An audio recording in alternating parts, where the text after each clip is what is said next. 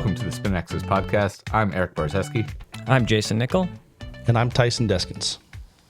This week we're going to be a little self-indulgent, briefly talk about our own golf swings. Tyson's going to kind of interview us about then how we practice it, because I think I consider myself to be a fairly good practicer. Jayson, I think you would consider yourself to be a fairly good practicer.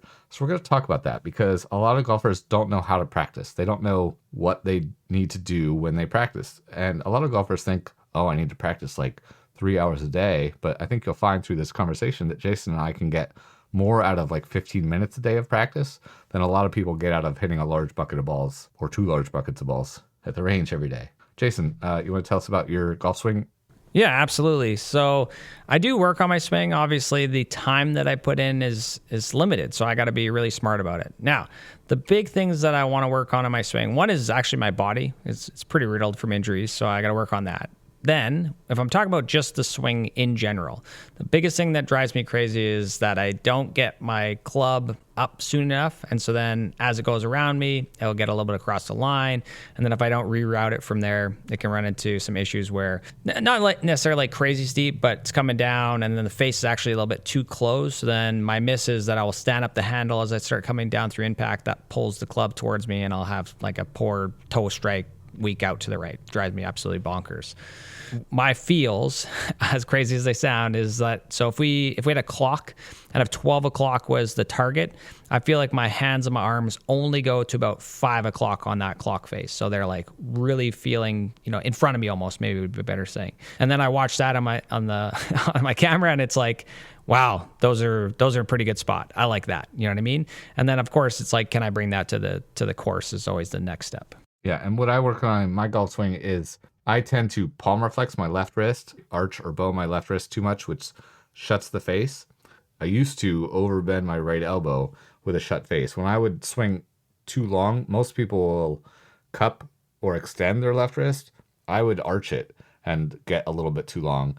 And then from there, I would have to try to pitch out of there and extend my right arm because it was overbent in the backswing. So it would have to come out fast, which would shove the club steep and across a little bit with a closed face. So the bad shots, when I wasn't managing it much at all, would start left and go left. But I was generally pretty good. I had a low rate of closure, which, but I had to stand the shaft up and the lie angle of the club would leave the face out to the right a little bit. So they would look like draws, but they'd be toe heavy and toward the toe a little bit. And so what I have to do, as crazy as it sounds, I have to feel like I do the opposite of the pro sender. I have to feel like I arch my right wrist the entire backswing. Doesn't actually happen. It just feels like I have to arch my right wrist, cup my left wrist during the backswing. I'm a righty. Okay. And then I have to feel like I throw the back of the club head 45 degrees away from me and away from the ball behind me during the downswing. Crazy feels that are super extreme. And even when I feel like I'm doing them, I feel like the ball is going to go 45 degrees to the right, go straight. Still freaks me out to this day. I've done it thousands of times, and it still feels like the ball is going to go 45 degrees to the right because the face feels open.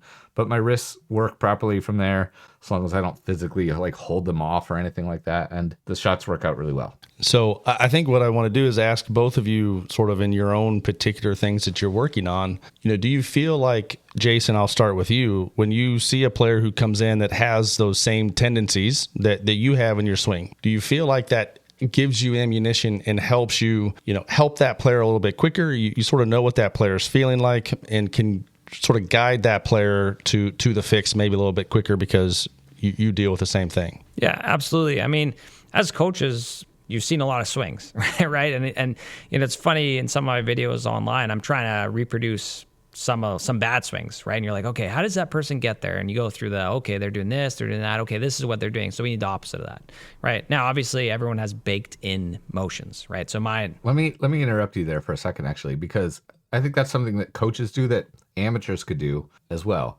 When we get a weird player, what I think you were saying, not to put words in your mouth and correct me if I'm wrong, but when we get a player that's doing something that we haven't seen much of before or something like that, we will. And sometimes you could do it just in your head, but sometimes we actually take a club and like move the way they move to see what they might be feeling and to say like, okay, you probably feel like your wrists do this or your forearms do this or your knee does this or whatever. So we actually mimic their swing and see what they do and see what the change would then feel like. And I feel like amateur golfers could do their swing, and then do an exaggerated version of the thing they're trying to do to see what that feels like, to really slow motion it, just as we don't have a feel for what that amateur is doing. An amateur could make a better swing, mimicking John Rahm or Sergio Garcia or whoever does a move that they're trying to do to see what that feels like. Is that about kind of like what you're saying? Yeah. I mean, it's crazy. We've chatted about this before. It's like, what's the model? What swing do you want, right? And you look at someone else's swing and you're like, okay, I like how that looks. That may not be the model that you need to look at. You know what I mean? Like, you literally just spit out. It's like, okay, if you're doing this, you might need to feel like you're doing, Matt Wolff. And I would say that I give this drill all the time for people that are, roll to the inside, right? Get across and then do that way. I'm like, all right, for at least 10 swings when you're out the range, I want you to feel like you're Matt Wolff. And I want you to send me that drill of you doing that motion, right? And there are some that are like, actually can do it. I'm like, okay, that's awesome. That's like 2%. Let's back off that just a bit. Yeah, exactly. Yeah, it's not a lot. But that's like, hey, that's a great way of you. And again, it's just a drill. I don't care where the ball goes inside the drill. You just need to grasp some of that feel. And so going back to Tyson's, question there, it's like, first things first is always concept, right? And I would say, it might have been like 5 or 6 years ago. It was awesome. I felt bad. I missed the episode. But when I started watching the AMG guys and reading into gears and stuff like that, it was like the concept of where do the arms go in the golf swing, right? And it was like, wow. Because, you just watch golfers and you go like, okay, clearly the arms go around the body. And all of a sudden you show people, you go, okay, just pick your arms up sort of in front of you. Okay, just keep it there. All right, now turn and rotate. They turn and rotate. And then you go, all right, look at the camera, or the monitor or whatever. And you go, how's that look? And they go, I can't believe that's where I am. Like, that can't be right. I'm like, it's running in real time.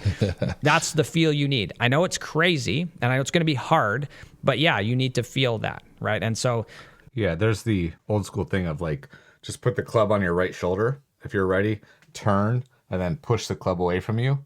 The club never went around you. And yet you look in the mirror and you're like, holy crap, that's a good golf swing. Yeah, exactly. And they can't believe it. You're right. Yeah, they're always shocked. They never believe it. That's why we need the video. And so that's going to be sort of another question here in a second. But Erik, what about you with your wrist action that you exaggerate? Do you feel like, number one, how often do you see players who come into your studio that make that move, sort of that is similar to you? Is that a common thing, or is that more of a rare one? It's fairly rare. Although I had 2 guys like on 2 separate days about a year ago that when they took the club back, they immediately folded their right wrist back, and the club face at P2 was almost below horizontal. Okay, and they're like, yeah, I just hooked the ball. I don't know why. Like, I think I have a clue. I think I got an idea. So like, it's funny because they didn't do it the way I did it, because they like immediately folded the wrist back, and I would wait till near the top. So it wasn't the same as my swing exactly, but they had to feel like they hinged and rolled the face open. They had to feel like, they just made the toe flop open. They felt like they were hitting like flop shots immediately during the backswing, because their problem was like P1 to P2. My stuff tends to be like later up. How often? No, women and kids tend to add palm reflection very early. Women hit a lot of hooks and draws because that move, if you fold your right wrist back and palm reflex your left wrist, the club moves back, right? Now it's around you and it's shut and it's too shallow a little bit on the backswing, but it's around you. But they feel like that moves the clubs, because they're weaker or something like that, and they feel like that's how they have to do it. And they need to learn to move it more with their body at first and then just hinge it up. One of the things that I think people watching me practice is they'll be amazed at like how many times I'll rehearse it. Yeah. How extreme I make it look. Like I'll have the club face like literally pointing almost to the ground at the top because I've opened it so much. And, I'll hit some bad shots and some weird shots, but I'm like swinging slowly and I'm exaggerating and I'm doing a bunch of stuff. And they'll be like, dude, you suck. Like, what are you doing? I'll be like, okay, fine, I'll just hit one. And so I just hit one. I like to embrace being exaggerated when I practice, and they've gotten used to seeing me practice nowadays, so nobody really says that much anymore. But exaggeration is a big part of my favorite students are the ones that aren't afraid to exaggerate and go to the other side of the problem. Yeah, almost right away. Yeah. This episode is brought to you by the Stack System. If you're looking to hit the ball further, wedge it closer, and make more putts, they've got you covered. Dr. Sasha McKenzie and the VP of Fitting and Performance, Marty Jerkson at Ping, have built an amazing AI-driven app to help you with all those parts of your game. Use code SPINAXIS to get 10% off your order. They just released their very own radar device, which is as good as a $3,000 launch monitor to get ball speeds and carry numbers so you can track how much further you're hitting your drives and to dial in those wedge distances. The Stack is being used by many top pros, and you should be using it also. So we're sitting here and we're having this discussion with two scratch golfers plus handicap golfers, and you guys are talking about just how big of exaggerations you will make when you are working on your golf swing. And how often are you, Jayson, when you're online lessons, in-person lessons, what are the keys for these players to change their move? Obviously, I think exaggeration would be one of them. What are a couple other keys for them to really change their moves? I mean, it depends a little bit of how deeply ingrained it is. Like if you got someone that's made the same move for a long time, I actually get them to start from their pre-shot routine, right? So if you imagine your swing is baked in real hard, it's a habit, right? Just like smoking, right? If you're someone that smoked, this is gonna stick with you right away. When you walked outside your work, or if you got into your car, boom, trigger, right? It's time to smoke, right? That's the same thing with hitting a golf shot. When you walk into the golf shot the same way that you have done for 20 years, your brain is hardwired to make that same move. So you need to change it.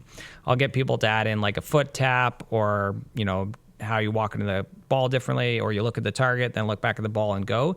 That itself is going to feel weird, which is good because that's now going to trigger a new movement pattern. And so if we're really changing a big pattern, you need to start from there. And that needs to happen. You need to practice your pre-shot routine into your exaggeration feels so that it all starts becoming one. Too many people are just like hit ball, hit ball, hit ball, hit ball. They're not even looking at the target. You're not walking into the shot. That's not golf. Why are you practicing like that? Yeah, love that. Erik, let me ask you this. So let's say you have a player who's getting ready to play in an event. So we're talking about exaggerating the moves, right, to really change the pattern. How would you personally, as you're working on this, like leading up to the event, are you exaggerating those moves literally the day before? Or is it a week before and then you go play? Like talk on that a little bit from a player perspective. I'm a bit different. I'm exaggerating the crap out of stuff all the time. Okay. We're trying to. Yep. Because I feel like if I can do it slowly and exaggerate it right there, then if I have 20% of it during the swing, I'm going to be okay. I do generally advise people, I've talked about it on previous podcasts, that when they're practicing and playing, not necessarily in a tournament, but when they're practicing and playing, that they go have a little practice session off to the side every 2 or 3 holes. Yeah, that's where you exaggerate, right? I don't mind little rehearsals to load the feel into your body and then hit the ball. That would be a little bit more. We see PGA Tour players do it during a tournament. Yeah, you'll see Justin Rose do his thing. You'll see Alex Noren do his thing. You see Justin Rose practice his little takeaway, Justin Thomas practice his takeaway thing. So we see PGA Tour players rehearsing a feel in a tournament. You've seen guys feel like they swing left. Tiger was doing it 5 years ago when he won the Masters, or just before that. Everyone's a little bit different as far as what they do to do the process, and so that they can still have the mindset to hit a golf shot that counts and matters in a tournament. I've always tended to be toward the extreme side because I've done it enough times that I know I can trust it. And so I feel like I can't overdo it much in a tournament because it's always going to be less than you think. As soon as you go faster at tournament speed, at golf speed, it's always going to be less. So if my rehearsal can be exaggerated, it's never going to be quite that much during an actual swing. Yeah, love that. And Jayson, what would you say is, one piece of feedback for somebody at home who's trying to make, this swing change and exaggerate it and make sure that they're actually exaggerating it and not just feel like they're exaggerating it? What's the biggest piece of feedback that you'll tell your players they have to be doing or using? Well, if you're doing it really slowly, one of my favorite things to do is to either Zoom or FaceTime yourself And you can just lay down an iPad. Most people have a second piece of, electronics that you can lay down just sort of out of the way. I don't want you to hit it and break it, but you can put it down right near where the ball is. And I would use a foam ball or just a balled up piece of paper, and not even white. I'd get like a purple piece of paper, right? We want to remove some amount of pressure. And then I would watch myself make those moves. Again, I would want it to be so extreme that you're like, wow, there's no way I can make a golf swing like this. And then do that at, 1% speed, 5% speed, still around 10% speed. You can probably watch the iPad and make all those moves. And then after you've done 2 or 3 of those, then pull in a foam ball or a real ball, and then try to keep the same feels, record that at 75% speed. Again, it doesn't need to be at full speed at the beginning. How much of that did it transfer over? And that'll be a really good, like, oh my God, is it actually moving over, right? And if it's not, then you go, oh, I need more extreme. Yeah, and I think I tell my students to practice at the edge of their ability. I do not, for the longest time, I should change my grading scale, but even with tour players and stuff, I said F is wherever you're starting. Like, you get an F for that right now. Whatever, even if it's really good, you get an F for that, and then, I don't need A+ swings from people all the time. If you're able to make A+ swings all the time, you're going too slowly. You need to make small mistakes that you can then fix. So I like B+, A- type swings. Swings that are better, right? Swings that maybe you overdid it a little bit too much. Make B+ and A- swings. That way you have something to change and fix and tweak a little bit with every swing. If you make A+ swings every time, you're going too slowly. Now, most people go too fast all the time and they make a bunch of D- swings. That's going to be a long time to change it if you constantly make D+ swings. I like to make bigger steps, but you don't have to make them as quickly. And then slowly build up the speed. Okay, I will practice for 20 minutes at a time, 15 minutes at a time, and I might hit 15 golf balls. But I'll get more out of those 15 golf balls with 7 rehearsals each or something like that than people get out of a bucket and a half of golf balls at the range, right? That they hit them in 40 minutes. Somehow they hit 130 golf balls in 40 minutes. And I have hit 15 in 15 minutes. Yeah. And I would say when I did my big chunk of changing my swing, and I still got work to do, but for 6 months, I would, in between a video uploading, I would go, all right, I'm going to make 3 golf swings. And I would make one extreme practice swing, right? Then I would hit a foam ball at 10% speed. And then I wouldn't hit an actual ball over 50% speed for about 6 months, right? That's a long time. Hit 3 golf balls every 20 minutes. You know what I mean? Just slow down to speed up later, to grain those habits. I think there's a lot of gold there in those last couple of minutes of this discussion. I think 2 pieces stand out to me, right? I think we need video, some sort of video, right, for the feedback, because you're never going to... Or mirrors. 100%. Mirrors are great. I used to use sliding glass door, right? I could see my reflection in the window. You need some sort of feedback because it's never going to look like what it feels like. And if you don't have that feedback, you're not going to trust that you're actually moving the needle as far as you actually need to. And then a lot of slow reps. It's not a bunch of just smashing golf balls. It's slow reps, really, really ingraining and exaggerating those moves with feedback. That's how you eventually get to change a pattern. All right. Yeah, I agree.